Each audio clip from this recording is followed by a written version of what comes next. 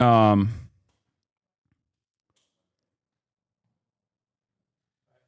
but yeah, we're gonna do a little bit of a we're gonna be doing a little bit of a debate, a recap, and fun day as well. But like, come on, let's be real. Let's be real. Let's be real. You expected this to happen. I mean, I have to do a recap, right? Like, I mean, it's fucking crazy. We had 120,000 people tuning in here yesterday, 130 almost, and another 100K on the other side. Asman Gold, like this is the thing that a lot of people actually watched. It was the most unemployed Super Bowl of all time, and obviously, I'm going to be talking about that. I'm going to be talking about some aspects of it because, like, I do feel apologetic, because I do feel, in some ways, I feel kind of sad because like my goal yesterday, as you guys probably noticed or you probably heard ahead of time because I kept saying it over and over again, was to have a conversation around, the actual situation that matters, which is Israel's mass starvation campaign. And also, how my former podcast co-host has like handled himself throughout this process with like an endless sea of harassment, right? Endless sea of harassment towards people that don't have the same perspective that he does. And I guess the apology that I want to start off with is that, I think I should have redirected it further. I think I should have redirected the conversation back to the issues that matter a little bit further. And I think I should have, I don't know, there were on the spot moments. There were on the spot moments where I stood 10 toes down and certainly redirected the conversation. But there were definitely instances where I just like kind of let him get away with saying things and then moving on, even though he was very clearly lying about those things. And I had evidence, I had the information, I could have just pulled it up, but it was very difficult to pull up some of the information. He didn't want me to like show my side all that much.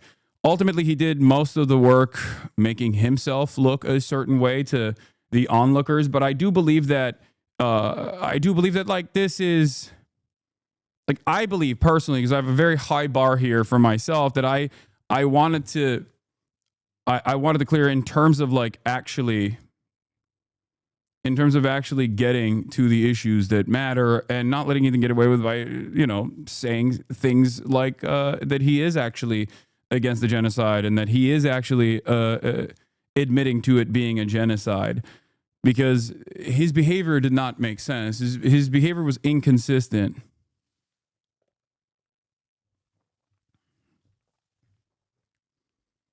You know what I mean? And there was also some issues that I wanted to get to, the conflation of anti-Zionism and anti-Semitism that we didn't actually talk about as well. But I don't know what it looked like on the other side. But on my side, even when I'm looking back at the clips, like my audio was not great. So that's something that I have to also definitely take care of. When we're doing Zoom, it's impossible to fucking change the audio. So I cranked up. Wait, it's probably still blown out, actually. I cranked up my gain so I could like fix my audio on my end, but like Zoom bricked it completely, which was really annoying. Lamau, audio not great, Lamau. None of that happened. You got torched in that debate. Oh, I assume that there's going to be a lot of people like this that come in today, of course, and say stuff like this. Obviously, that's not the case, and we know what you're doing, big dog. But thank you. You'll be seeing a lot of these. As a longtime fan of yours, and also a person that is like totally aware of everything that's going on in Israel, I do think that you've lost me as a fan. And it's like, dude, we know what you're doing. It's fine, you can keep presenting it this way, but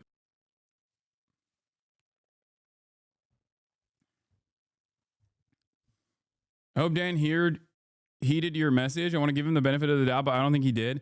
I actually don't know. I actually don't know. What is copium? Copium is what these people are doing in the chat when they come in to be like, can you believe Tectone acted like he had an opinion? Yeah, exactly. You will see a lot of people that have no interest in politics whatsoever, once again, who are apolitical in nature, come out against this issue. You should have come prepared with video clips. You can't just wing it again. I did. I had video clips.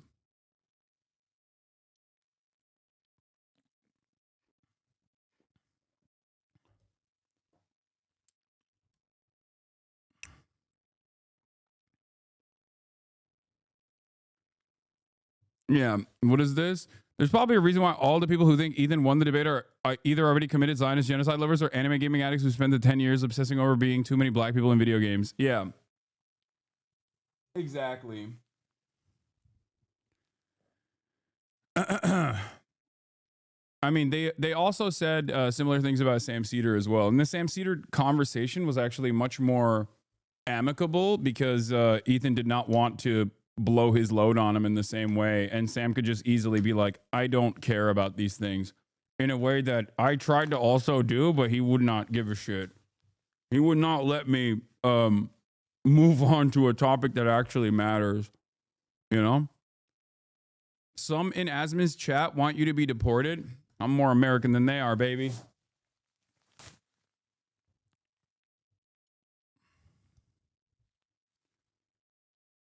Yeah. I think a real moderator would have made it a lot better. Dan was not really doing any moderating and had your send clips to Ethan to be on screen. Yeah. Yeah, the structure of it wasn't great. I mean, all things considered, I don't think that it was, I don't think that I did a poor job. Make no mistake. I'm just being, even in the most hypercritical, even being the most hypercritical of myself, regardless of the way that Ethan presented himself, I still wanted to do something here. And the thing I wanted to do was like not cheapen this discussion. And I basically said that last night as well in the aftermath of the debate, where I said like I felt like I prostituted myself, where I did succumb to the whims of Ethan making this about petty drama.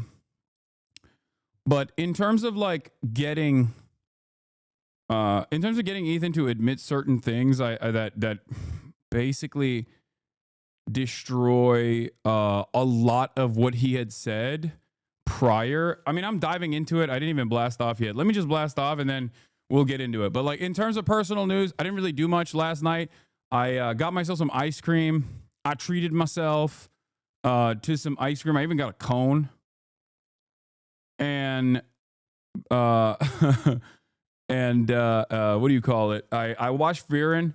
Freerun is interesting. It's starting to finally get interesting. Did you sleep okay? Yeah, I slept like a baby.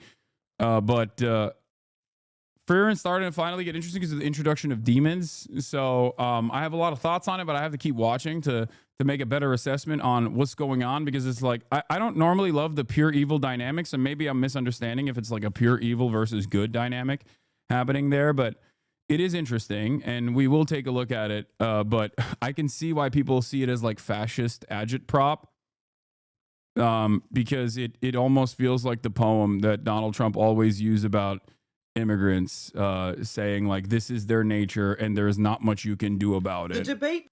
Yeah, I saw the Chris Kunzler take on it. I might have Chris Kunzler on as well. You slept like a baby in your race car bed, which is somehow known. Yeah, I don't know why he kept saying I have a race car bed. I think he might be mistaking me with Ludwig for thinking I have a race car bed, because I think Ludwig had a race car bed when he was doing his like, when he was doing his me and the boys got together to try to figure out what was going on, you know? And I think he thinks it's a joke from The Simpsons. Oh, okay. I mean, there was a lot of moments where he was just like making erroneous claims and then walking them back and admitting to lying and smearing just to fucking move on, I think. But yeah. Anyway. Hold on. Let's blast off. new content. Hold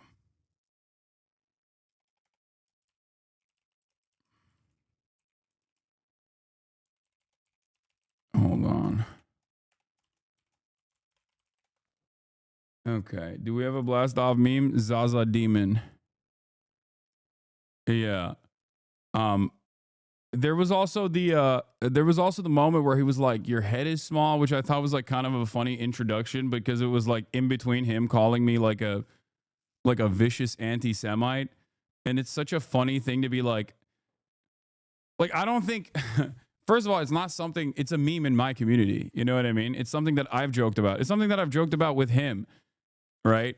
So it's like, if I'm having a heated debate with like a fucking neo-Nazi, with someone who is truly an anti-Semite, I'm not going to in between shift gears to make like, I'm not going to shift gears to make jokes where it's like myself and that person have shared as a shared experience.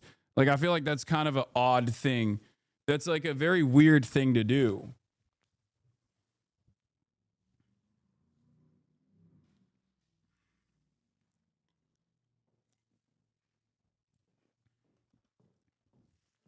Bye.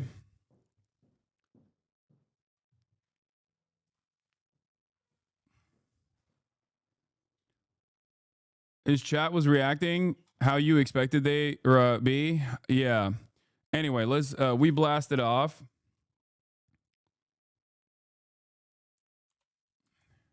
Like, some of this stuff just simply doesn't make sense. If he thinks I'm like this vicious anti-Semite, worse than Candace Owens and Nick Fuentes, which is what he said, then the way he is talking to me doesn't make sense. You know what I mean? If this is the case, then he has to have more evidence than, I suspect you bought this incredibly popular anime sword that you did 2 years ago when we had a fucking podcast together as a way to be anti-Semitic. But also, as of 2 days ago, I didn't consider you to be anti-Semitic after the Sam Cedar debate.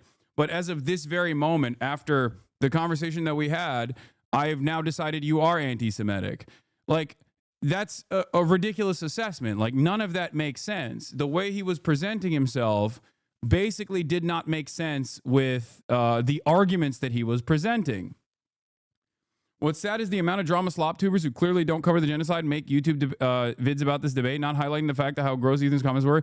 Yeah, that's what's most likely going to happen. And it's ironic because, like, this is something that I was arguing against and something that I don't want, right? In terms of like all the slop tubers that cover this kind of stuff exclusively from the fuck Hassan tip.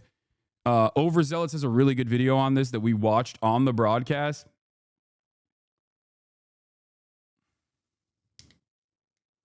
It's not as odd as you think, because that was what was a direct attempt to try and find an explodable, self-conscious target that would upset and tilt you, but he could describe as only a joke. That's why he devolved into calling you a liar as well. Yeah. It's I don't know. I go back and forth on thinking whether or not Ethan genuinely and legitimately thinks I'm anti-Semitic because of the way he's presented himself. I think he's just. I still land on him assuming. I mean, him hating me and then just like wanting there to be a good reason for him to hate me beyond the fact that his fan base turned on him and it hurt his feelings because they did not see him as like an intellectual beacon who had the morally correct position on Israel, Palestine. And so gone are whether you want to remove one or the other. Now it's just locked in. You tackle it head on. Team Skittles, whatever bomb site they go, Chris, but Gabe, you can touch upon when you're on attack.